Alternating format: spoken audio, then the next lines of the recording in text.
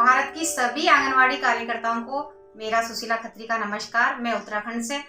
जैसा कि आप सभी आंगनवाड़ी कार्यकर्ताएं जानती हैं कि 4 अक्टूबर 2023 को दिल्ली जंतर मंतर में 15 राज्यों की आंगनवाड़ी कार्यकर्ताओं ने भाग लिया और केंद्र सरकार मोदी सरकार को जगाने का प्रयास किया।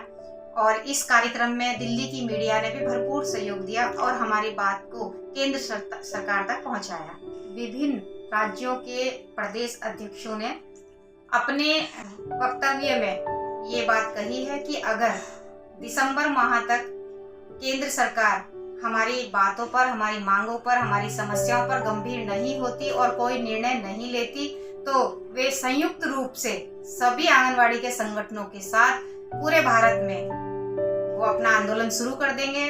और साथ ही चाहे उनको आंगनवाड़ी केंद्रों में ताले लगाने पड़े, सड़कों पर उतरकर आंदोलन करना पड़े, चाहे आमरण अनशन करना पड़े या भारत बंद का ऐलान करना पड़े, वो सामूहिक रूप से इस लड़ाई को लड़ने के लिए तैयार हैं। मेरा सभी बहन और भाइयों से अनुरोध है कि 4 अक्टूबर के कार्यक्रम जो हमारा धरना प्रदर्शन हुआ उसकी कुछ झलकियां हम आपके सामने प्रस्तुत करते हैं और जिन भी लीडर्स ने अपने विचार इसमें रखे वो उन विचारों को हम आपको सुनवाते हैं। आपसे मेरा अनुरोध है कि वीडियो को अंत तक देखें, शेयर करें, सब्सक्राइब करें, साथ ही अपने सभी ग्रुपों में इस वीडियो को शेयर करें। नमस्कार।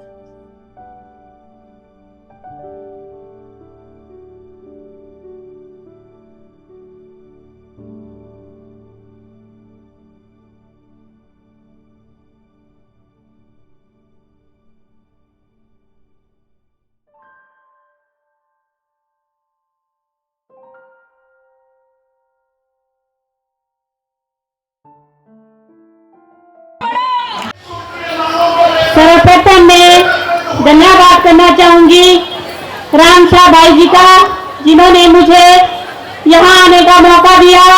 और उसके बाद विभिन्न प्रदेशों से आए हुए जो मंच पर विराजमान है और हर राज्यों से आए हुए आंगनवाड़ी कार्यकर्ताएं, मिनी कार्यकर्ताएं, वो सहायिका बहनें, सबसे पहले मैं आप सभी लोगों का आज इस मंच में आने के लिए बहुत बहुत धन्यवाद करती हूँ। बहनों, जैसा कि आप सभी को मालूम ही होगा, हमारे ICDS की शुरुआत 1978 से हो गई थी, बट उसके बाद 2 अक्टूबर 1978 के बाद हम आज तक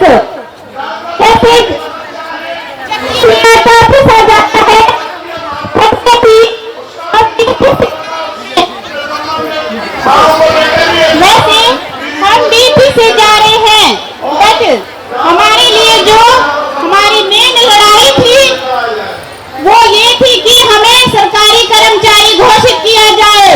बट सभी हमें आश्वासन देते हैं कि करेंगे करेंगे, अभी आज तक 40-45 सालों में कोई भी सरकार नहीं कर पाएगी।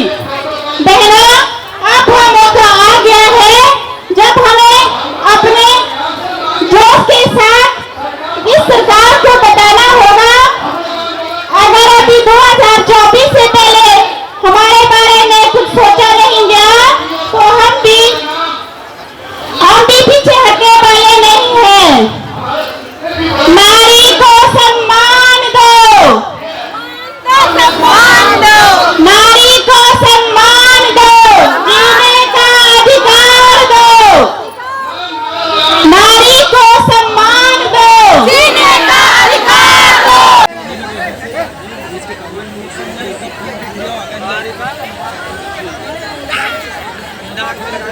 उत्तर प्रदेश से नीरज पांडे जी से आग्रह करूंगा,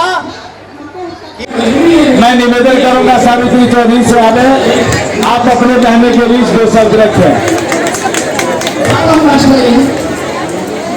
आदरणीय हमारे आज के सभा के सभाध्यक्ष आगे पाटिल जी, सम्मानित मंच एवं मेरे देश के कोने कोने से आई मेरी बहादुर बहनें, मैं बहनों के साथ आए हुए सभी अभिभावक, गणमान्य मीडिया के लोग, LIU के लोग, आप सभी लोगों का इस जंतर मंतर पर, लोकतंत्र के पवित्र स्थल पर, जहाँ से दर्द की आवाज, जहाँ से न्याय की गुहार, जहाँ से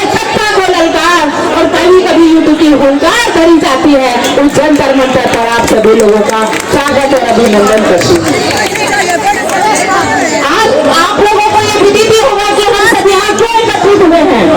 आज हम भारत सरकार से अपने अधिकार मांगने के लिए एकत्रित हुए हैं। आज आंगनबाड़ियां बड़ी विषम परिस्थितियों में कार्य कर रही है। इतनी भीषण महंगाई में अपनी जीविका चलाना बड़ा मुश्किल हो गया है। 2 अक्टूबर 1975 को उस समय की प्रधानमंत्री श्रीमती इंदिरा गांधी ने महिलाओं को देश की मुख्य धारा से जोड़ने के लिए इस बाल विकास की नींव रखी थी, महिला सशक्तिकरण के लिए। लेकिन आज महिला सशक्तिकरण नहीं बल्कि महिलाओं को और कमजोर बनाया जा रहा है। हमारे देश में बात की जाती है महिला आरक्षण की। क्या यही महिला आरक्षण है? तो यह हुजूम दिखाई दे रहा है, एक रंग में लगा हुआ दिखाई दे रहा है। जिस समय आंगनबाड़ी स्कूल में प्रवेश करती है उस समय 80,000 वेतन लेने वाला टीचर प्रवेश करता है और उसी समय 5,000 मानदेय लेने वाली आंगनबाड़ी प्रवेश करती है। मैं पूछना चाहती हूँ सरकार से कि अगर इस टीचर की जगह आंगनबाड़ी को बिठाकर आप देखें और शिक्षा की गुणवत्ता न बदल जाए तो कह देना। तो 1975 में एक मिलेगा। माननीय प्रधानमंत्री जी, अगर आपने आंगनबाड़ियों के प्रति सहानुभूति पूर्वक विचार नहीं किया तो आज से आपकी उल्टी गिनती शुरू और नतीजा आपको 2024 के चुनाव में देखने को मिल जाएगा। मैं कहना चाहती हूँ, अगर आपने आंगनबाड़ियों को शासकीय कर्मचारी का दर्जा नहीं दिया तो देश की 26 लाख आंगनबाड़ियां वो जिहाद छेड़ेगी कि आपको सड़क पर लाकर खड़ा कर देंगे। हमारी बाल विकास मंत्री कहती है कि आंगनबाड़ियां केवल 1 घंटा काम करती हैं, इसलिए सरकार काम को परमानेंट करने का कोई विचार नहीं है। माननीय मंत्री जी, जिस समय अंग्रेजों ने भारत छोड़ा था उनका भी विचार नहीं था भारत छोड़ने का जो आपका विचार होगा, इसलिए आपको परमानेंट करना ही पड़ेगा। और मेरी बहनें हैं, मैं अपनी बहनों को कहूंगी कि बहनें आज तक हमारे अल्प मानदेय का कारण रहा है हम लोगों की आंशिक लड़ाई, और इस आंशिक लड़ाई का फायदा ये सरकारें उठाती रही है। इसलिए मैं कहूँ कि हमें अपने संगठन को मजबूत करना होगा और अपनी आवाज को बुलंद करना होगा। मेरी अभी बहनें, जिस दिन मेरी बहनों ने अपने अंदर से डर निकाल दिया उस दिन मेरी बहनें परमानेंट हो जाएंगी। मेरी बहनें ये कह रही थी आने से पहले कि बहन जी हम धरने में जाए तो सही, कहीं ऐसा तो नहीं कि डंडे बांटे। मैंने कहा देखिए बहनों, इस देश में कुछ भी आसानी से प्राप्त नहीं होता। यहाँ तक कि हमें देश की आजादी भी आसानी से नहीं मिली, देश की आजादी के लिए भी हमें कुर्बानियां देनी पड़ी। और इतिहास गवाह है जब जब खून बहा है हमने कुर्बानियां दी है, मेहनत करो बेकार नहीं गई। तो आइए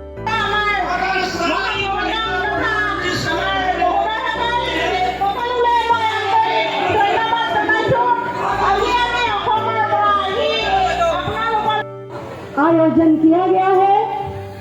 इससे पहले भी आयोजन होता रहा है लेकिन ट्रेड यूनियन के अंतर्गत होता रहा है और आज यह उस विभाग के 48 वर्ष पूर्ण होने के बाद पहली बार आंगनबाड़ी कार्यकर्ताओं के पदाधिकारियों ने यह मंच तैयार किया है। इस ऐसी सोच को एक बार पुनः आप सभी के तरफ से बंधन अभिनंदन और स्वागत और हम सबकी तरफ से बंधन अभिनंदन और स्वागत।